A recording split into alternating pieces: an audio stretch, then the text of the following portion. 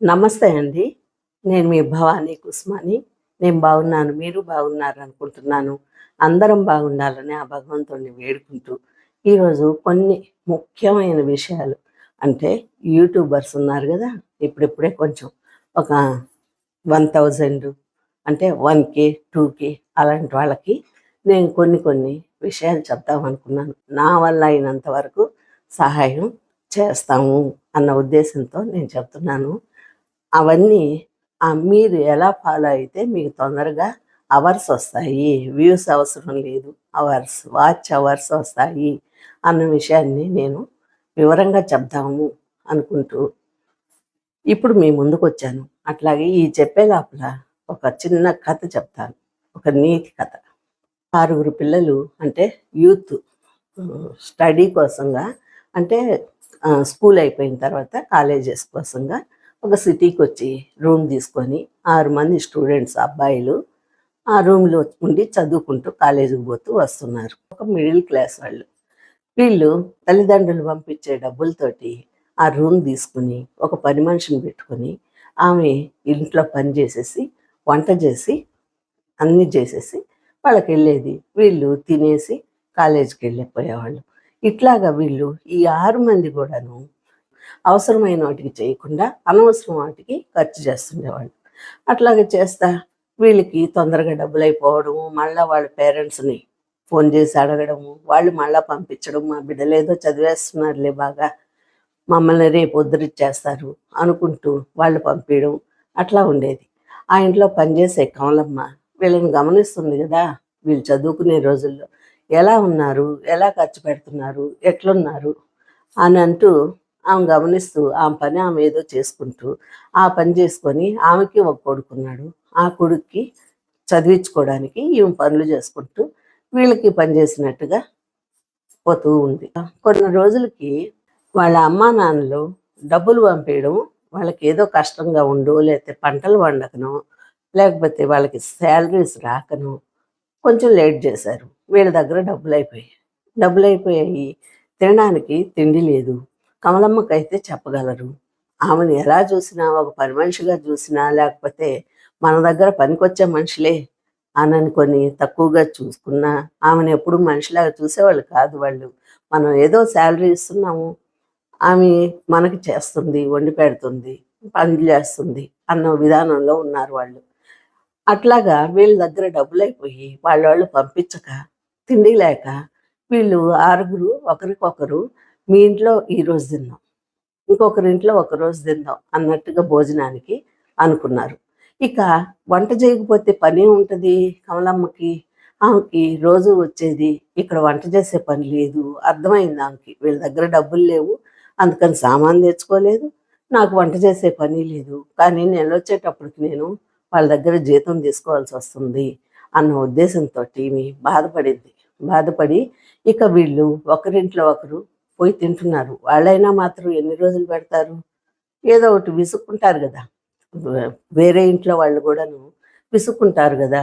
అట్లాగా వీళ్ళు ఫ్రెండ్స్ ఇళ్ళల్లో తింటూ ఇట్లా గడుపుతుంటే ఈ కమలమ్మకి అర్థమైపోయి, నేను అనవసరంగా వీళ్ళ దగ్గర ఎందుకు తీసుకోవాలి డబ్బులు అన్న ఉద్దేశంతో ఆమె ఒకరోజు వీళ్ళు కాలేజీ నుంచి వచ్చేటప్పటికి ఒక బియ్యం మూట అంటే బియ్యం బాస్తా, కొంత కూరగాయలు సామాన్లు, ఇంట్లోకి కావాల్సినవి, వంటకు కావాల్సిన సామాన్లు ఇవన్నీ తీసుకొని వచ్చి పెట్టింది. వచ్చాక అప్పుడు వీళ్ళు అడిగారు, ఎక్కడవి ఇవన్నీ ఏంటి అని అంటే, నా దగ్గర కొంచెం డబ్బులు ఉన్నాయి బాబు, కొంచెం అప్పు తీసుకున్నాను, మీరు ఇచ్చే జీతంలో నేను దాచుకున్న డబ్బులు ఉన్నాయి, తీసుకున్నాను, సామాను కొన్ని తీసుకున్నాను, ఇక బియ్యం అంటారా, నా ఇంట్లో ఉండేది రేషన్ బియ్యం, అవి మీరు తినరేమో, అందుకని సన్న బియ్యం తీసుకొని వచ్చాను, మీరు తినలేరని, రేషన్ బియ్యం అని చెప్పింది. అప్పుడు వీళ్ళందరికీ కళ్ళలో నీళ్ళు వచ్చాయి. ఎందుకంటే ఒక పని మనిషి మన దగ్గర పనిచేసి శాలరీ తీసుకునే పని మనిషి ఈరోజు మన గురించి ఇంతగా ఆలోచించింది అంటే మన తల్లిదండ్రులు ఇంకెంత ఆలోచిస్తారు అన్న ఆలోచన వచ్చి, ఆ రోజు ఒక అమ్మమ్మ, ఒక నానమ్మ, ఒక అమ్మ వీళ్ళందరూ గుర్తొచ్చారు వాళ్ళ మనసులో, ఆ కమలమ్మలో. అంటే తల్లి మనసు ఇంతలా ఆలోచిస్తుందా అన్న ఉద్దేశంతో అనుకుని అప్పుడు కన్నీళ్ళతోటి ఆమెకి నమస్కారం చేసి మిమ్మల్ని మేము చాలా తక్కువగా చూసాము, ఒక పని మనిషి కదా అని చెప్పి చాలా తక్కువగా చూసామని ఆమెకి క్షమాపణలు చెప్పుకొని అప్పటి నుంచి వాళ్ళు మంచిగా చదువుకోవడము, వ్యర్థంగా ఖర్చు చేయడం అవన్నీ మానేసి వాళ్ళ జీవితాలు చదువులోకి దిగి మంచి ప్రయోజకులు అయ్యారు అన్న ఆ, విషయం వివరంగా మీకు వివరించాను. ఇక ఈ కథలోని సారాంశం ఏంటంటే, ఎంతటోళ్ళైనా కూడాను, ఒక పని మనిషి అయినా, ఒక తక్కువ కులం వాళ్ళైనా, తక్కువ జాతి వాళ్ళైనా కానీ, ఎట్లాంటి వాళ్ళైనా కూడాను ఒక మంచి పని ఒకరోజు వాళ్ళకు ఒకరోజు వస్తుంది, ఎవరికో ఒకరికి పెట్టడానికి అన్న మనసు చెయ్యి రావాలి కదా, వస్తుంది. ఎందుకంటే ఆ మనసు అలా ఉంది, తల్లి మనసులాగా ఆలోచించింది. వాళ్ళు తింటే ఏంటి, తినకపోతే ఏంటి అని ఈ కాలంలో కొంతమంది ఉంటారు పనోళ్ళు కూడాను. మా శాలరీ ఇచ్చారా లేదా, మీ ఇంట్లో పని ఉందా లేదా, మాకు అవసరం లేదు, పని లేకపోయినా పర్వాలేదు, నెల వచ్చేటప్పుడు శాలరీ ఇవ్వండి అనేవాళ్ళు ఉంటారు. అట్లాగే మామూలుగా జాబులు చేసుకునే వాళ్ళు ఉంటారు, అందరూ ఉంటారు. కానీ మనము అవతల వాళ్ళకి మనం ఏం చేసాము, వాళ్ళ వల్ల మనం ఏం తీసుకుంటున్నాం, మనం చేసే పనికి వాళ్ళు ఇచ్చే డబ్బులకి న్యాయమేనా అన్నట్టుగా ఆలోచించుకునే వాళ్ళు కూడా ఉంటారు. ఇది ఎందుకు చెప్పాను అంటే, ఇప్పుడు మనకి అక్బర్ బీర్బల్ కథలు ఉన్నాయి కదా, అందులో రాజుగారు అప్పుడప్పుడు దేశం మీద మారువేషంలో తిరుగుతుంటారు. అంటే కథలండి ఇవన్నీ, నిజమో కాదు మనకు తెలియదు, కానీ దీనివల్ల మనం కొన్ని నీతులు తెలుసుకోవాలి. వీళ్ళు మారువేషంలో రాజు మంత్రి తిరుగుతూ ఉంటే ఎవరెవరు ఎట్లున్నారు, దేశం ఎట్లా ఉంది అని తిరిగే సమయంలో ఒక పెద్ద ఆయన వృద్ధుడు, 90 ఏళ్ళు ఉంటాయి, వంగిపోయి ఉన్నాడు మనిషి, సన్నగా వంగిపోయి రేపో మాపో పోతాడు అన్న విధంగా ఉండే సమయంలో ఆయన ఒక కుండతోటి నీళ్ళు తెచ్చి, ఒక మామిడి టెంక, అంటే మామిడి ముట్టి తెలుసు కదా మీకు, అది తెచ్చి ఆ టెంకని భూమిలో పెట్టి నాటి నీళ్ళు పోస్తున్నాడు ఆయన. అప్పుడు ఈ రాజుగారు మంత్రి గారు అక్కడికి వచ్చారు. ఏం చేస్తున్నావు తాత అని అంటే, మామిడి టెంకలు తెచ్చి నాడుతున్నాను బాబు అని చెప్పాడు. అంటే నీ వయసు ఎంత, నువ్వేంటి, ఆ మామిడి చెట్టు ఎప్పుడు మొక్క అవ్వాలి, భూమిలోంచి పైకి వచ్చి మొక్క అయ్యి అది మానయ్యి, ఇప్పుడంటే హైబ్రిడ్ వచ్చాయి, 2 ఏళ్లలో 3 ఏళ్లలో కాయలు కాసేస్తున్నాయి. కానీ అప్పటి కాలంలో నాటు చెట్లు కదా, అవి ఎంత, ఒక 7-8 ఏళ్ళు పైనే పట్టద్ది దాకా అది మొలిచి, అంటే బ్రతికి మానయ్యేటప్పటికి, పండ్లు ఇచ్చేటప్పటికి. అంతకాలం నువ్వు ఉంటావని నీకు నమ్మకమా, ఆ చెట్టు వేస్తున్నావు అని అంటే, ఆయన అన్నాడు, నేనేసిన చెట్లు కాదు కదా ఇప్పుడు తినేయన్నీను పండ్లు, మా తాత ముత్తాతలు వేసిన చెట్లు కదా. అంటే ఆయన సొంత తాత ముత్తాతలు కాదు, ఆయన ముందు తరాల వాళ్ళు వేసిన చెట్లు అవి. ఆ చెట్లు కదా, ఆ చెట్ల ఫలాలనే కదా నేను ఇప్పుడు దాకా తింటున్నాను, నా పిల్లలు తింటున్నారు, నా మనవలు తింటున్నారు. ఇక మళ్ళా నా మనవల పిల్లలు, నా బిడ్డల పిల్లలు, వీళ్ళందరూ మళ్ళా జనరేషన్. మీకు ఈ తెలుగుగా చెప్తే కొంత అర్థం కాదేమో, ఇప్పుడు వాళ్ళు అందరూ ఇంగ్లీష్ మీడియం వాళ్ళు, ఇంగ్లీష్ బాగా వచ్చినాడు కాబట్టి. మళ్ళా జనరేషన్ వాళ్ళకి పండ్లు కావాలంటే ఎలా వస్తాయి, నేను వేసింది నేనున్నా లేకపోయినా నా తర్వాత తరాల వాళ్ళు తింటారు కదా ఆ పండ్లు అన్న ఆలోచనతో ఆయన ఆ చెట్టు వేస్తున్నాను అని చెప్పాడు. అప్పుడు రాజుగారికి అర్థమైంది, ఎంత మంచి మనసు ఉంది ఈ పెద్దవాళ్ళకి. స్కూల్లో టీచర్ కానీ ఎవరైనా ఉపాధ్యాయులు ముఖ్యంగా సంతోషపడేది తల్లిదండ్రుల తర్వాత గొప్పవాళ్ళైతే గురువులు మాత్రమే. అంటే చదువు చెప్పిన గురువులు. వాళ్ళేం గుర్తుపెట్టుకోరు, మనమే గుర్తుపెట్టుకొని పోయి అది పనిగా పోయి మనం పలకరించి, సార్ మేము ఈ సంవత్సరంలో చదువుకున్న వాళ్ళం, ఈ ఇయర్లో మేము 10th పాస్ అయిపోయిన వాళ్ళం, ఈ ఇయర్లో కాలేజీలో చేరిన వాళ్ళం అని టీచర్లను గుర్తుపెట్టుకొని పోయి పలకరించిన వాళ్ళు ఎంతమంది ఉంటారు. అట్లాగా నేను నెల్లూరులో ఉన్నంతకాలం 40 ఏళ్ళు ఉండేదాకా వచ్చేదాకా నేను ప్రతి ఒక్క టీచర్ తోటి టచ్లో ఉండేది, నేను స్కూల్ టీచర్స్తో.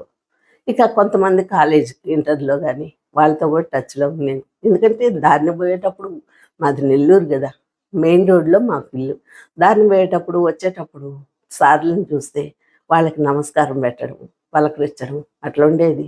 అందుకనే నా పేరు కూడా వాళ్ళకి బాగా గుర్తుండేది. ఇదంతా మనం ఏంటంటే, మనము చదువుకున్నా చదువుకోకపోయినా ఎదుటి మనిషి ఏం చెబుతున్నారు అని అర్థం చేసుకునే వాళ్ళు ఉండాలి. ఇప్పుడు ఇదంతా ఎందుకు మాకు ఈ సోది యూట్యూబ్‌లో అనుకుంటారేమో. కానీ నేను చెప్పే ప్రతి ఒక్క విషయంలో అంతో ఎంతో కాస్త నీతి ఉంటది.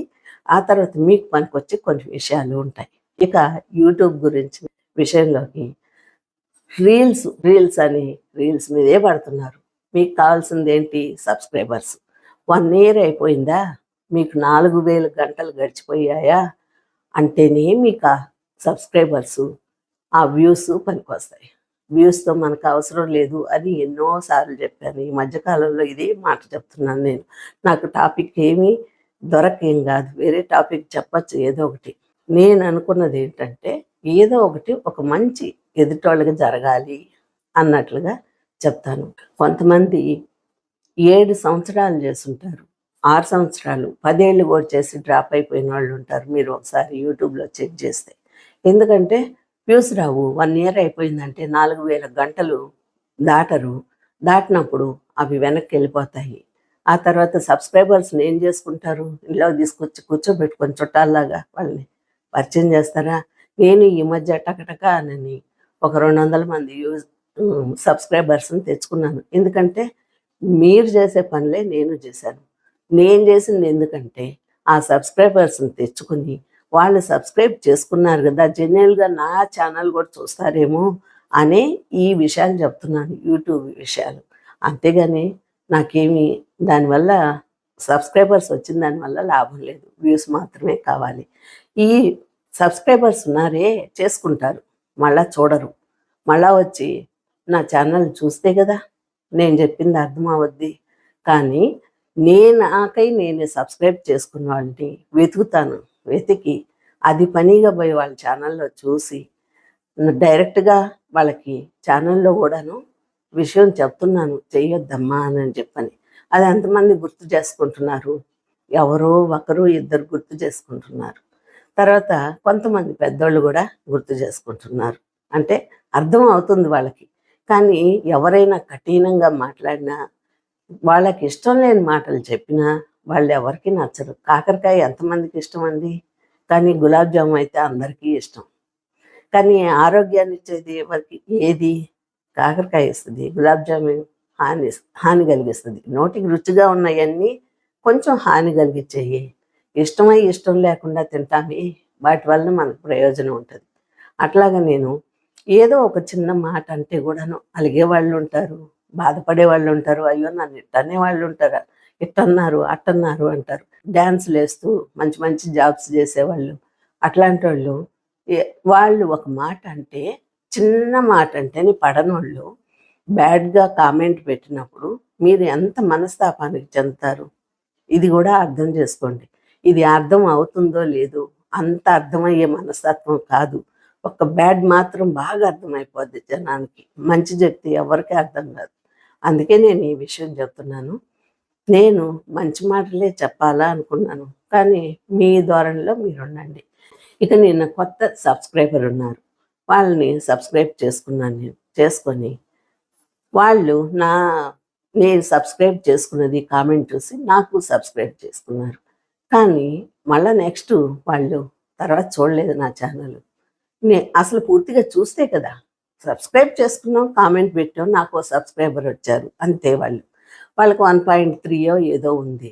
తర్వాత ఒకరోజు నేను మళ్ళా ఆ ఛానల్లోకి పోయి చూస్తే చేపల కూర చేస్తున్నాను. చేపలు తెచ్చారు, తోమారు, కడిగారు, దాన్నంతా క్లీన్ చేసి ఆ చేపల కూర చేయాలంటే ఎంత పని ఉంటుందో చెప్పండి. ఆ పనితో పాటుగా మళ్ళీ వీడియో తీసుకోవాలి. వీడియోతో పాటు ఎడిటింగ్ చేసుకోవాలి. ఎడిటింగ్‌తో పాటుగా మళ్ళా మీరు వాయిస్ ఓవర్ ఇచ్చుకొని వీడియో చేసే వాళ్ళకే తెలుస్తది ఇన్ని కష్టాలు. ఇంత చేసి మీరు కూర చేసి పెట్టారు. అంతటితో ఆగిపోవచ్చు కదా! రెస్ట్ తీసుకోవచ్చు కదా! పక్క రోజు ఏదో ఒక చిన్నది మామూలు రీల్ పెట్టుకోండి, చేసుకోండి. కాదు. నేను 3 సార్లు, 4 సార్లు స్వయంగా కూడా వాళ్ళ ఛానల్‌లోకి పోయి చెప్పాను. క్రాప్ చేయొద్దమ్మా అని. క్రాప్ అంటే ఏంటి అని అడిగిన వాళ్ళకి కూడా చెప్పాను నేను. అంటే ఆ వీడియోని, చేసిన వీడియోని దాన్ని కట్ చేసి ముక్కలు ముక్కలుగా పెట్టడం అనమాట. అంటే రీల్‌గా పెట్టడం. ఆ రీల్‌ని ఇప్పుడు రూల్స్ మారిపోయాయి. ఈ మే 12వ తేదీ నుంచి రూల్స్ మారిపోయాయి. ఆ తర్వాత మామూలుగా యూట్యూబ్‌లో కొన్ని కోట్ల మంది వచ్చేసారు. మన ఇండియా నుంచే ఎక్కువ వాళ్ళకి డబ్బులొస్తున్నాయి. యూట్యూబ్ వాళ్ళకి. కాబట్టి మన ఇండియాలో యూట్యూబర్స్‌కి కొరవే లేదు. ప్రతి ఇంటికి ఒక యూట్యూబర్ ఉన్నారు. కాబట్టి రూల్స్ అన్నీ మార్చేశారు. ఎక్కడి నుంచి? ఈ యాడ్స్ ఎవరు చూస్తారు పూర్తిగా? యాడ్స్ వల్లే కదా వాళ్ళకొచ్చేది డబ్బులు. ఈ యాడ్స్ ఎవరు చూడరు. కాకపోతే మనం చేసే వీడియోలో కనీసం ఒక్క నిమిషం అయినా చూస్తే గానీ మనకు డబ్బులు రావు. ఆ ఒక్క నిమిషం ఎవరు చూస్తున్నారు? అర నిమిషం కూడా చూడరు. కావాలంటే కామెంట్ పెట్టేదానికి మాత్రంగా ఆ కాసేపే చూస్తారు. అంతేగాని అందువల్ల నేను చెప్పింది ఇప్పుడు ఆ రీల్‌ని అది పనిగా నేను చెప్పను కూడా చెప్పా. రీల్ పెట్టొద్దమ్మా. ఆ కర్రీ మాత్రమే పెట్టు. ఇప్పుడు 1 మినిట్ రీల్ చేస్తారు. ఆ 1 మినిట్ ఏదో రీ యు వీడియోగా పెట్టండి. అంటే అడ్డంగా 16:9 అట్లా పెట్టండి. 9:16 పెడితే అది రీల్ అవ్వద్ది. మీరు ఎంతసేపు చేసినా ఒక 10 నిమిషాలు చేసి పెట్టినా కూడాను వీడియోగా అది రీల్ లెక్కే వస్తది. ఎంతమంది ఎన్నిసార్లు ఓపెన్ చేసినా అన్ని వ్యూస్ వస్తాయి. అవర్స్ అయితే రావు. ఇంతకన్నా వివరంగా ఎవరు చెప్పగలరు? అందుకని నేను ఈ విషయం చెప్తున్నాను. నా వీడియో చూసిన వాళ్ళుంటే ఎవరైనా ఫాలో అవుతారు. పూర్తిగా చూసిన వాళ్ళైతే ఇంకా ఫాలో అవుతారు అని అనుకుంటున్నాను. నాకు వీడియోస్‌కి కంటెంట్ కావాలి అంటే ఒక్కొక్క దాని గురించి ఒక్కొక్క రోజు చెప్పొచ్చు. సాగదీసి, సాగదీసి ఒక చిన్న విషయాన్ని ఒక గంట చెప్తున్నారు అంటే ఎందుకు చెప్తున్నారు? వాళ్ళు వ్యూస్ కోసం. ఆ వ్యూస్ వలన వాళ్ళకి టైం వస్తది. వాచ్ అవర్ వస్తది అన్న విధంతో. నేను అట్లా చెప్పదలుచుకోలేదు. ఉన్నదున్నట్టు చెప్తున్నాను. మీరు ఇలా ఫాలో అయితే మీ రీల్స్ బదులు రీల్స్ అంటే 1000 సబ్స్క్రైబర్స్ వచ్చేదాకా మటుకు రీల్స్ పెట్టుకోండి. అది కూడా ఏంటి క్రాప్ చేయకుండా సొంతంగా పెట్టుకోండి. ఏదో ఒక పాటో, దేవుడో ఏదో ఒక రకంగా. నాకొచ్చిందైతే అంత రీల్స్ వల్లే వచ్చాయి. ఎందుకంటే నేను దేవుడి పాటలు అటాటి పెట్టుకున్నాను. ఇప్పుడు రూల్స్ మారిపోయాయి. అన్నీ పనికిరావు. ఆ తర్వాత వ్యూస్ రీల్స్ వల్ల ఏమొస్తాయి? 90 రోజుల్లో 30,000 90 రోజుల తర్వాత అది వెనకబడిపోద్ది ఆ రీల్. అవసరం లేదు. మీకు సబ్స్క్రైబర్స్ మాత్రమే వస్తారు అందులో. కాబట్టి ఇవన్నీ అర్థం చేసుకొని మీరు ఇంకేమన్నా సందేహం ఉంటే నేను చెప్తాను. నాకైతే మానిటైజేషన్ అయిపోయింది. కాకపోతే మనకి మానిటైజేషన్ అంటే ఫస్ట్ మానిటైజేషన్ అయిపోయి వెరిఫికేషన్‌లో మనకి అడ్రెస్ అవన్నీ ఇవ్వమంటారు. అవి ఇచ్చాము. తర్వాత ఇప్పుడు బ్యాంక్‌లో మనకి అకౌంట్‌లో $100 పడితే $100 పూర్తయిన తర్వాత అప్పుడు మాత్రమే తర్వాత వచ్చే వ్యూస్‌కి అంటే వాచ్ టైంకి మనకి మనీ వస్తది చేతికి. ఈ లోపల రాదు. కొంతమంది ఇన్ని సంవత్సరాలకొచ్చింది మళ్ళా ఎప్పుడు వస్తదో ఈ డబ్బులు అంటారు. ఎంత? ఒక 5,000 6,000 వస్తది. ఇన్ని సంవత్సరాల కష్టానికి మీరు అంత కష్టపడుతున్నారు గదా! ఒక సంవత్సరం అయిపోయే లోపల మీకు ఇది 4,000 గంటలు కాలేదనుకోండి, అవన్నీ వేస్టే గదా! అందుకని ఇవన్నీ చెప్తున్నాను.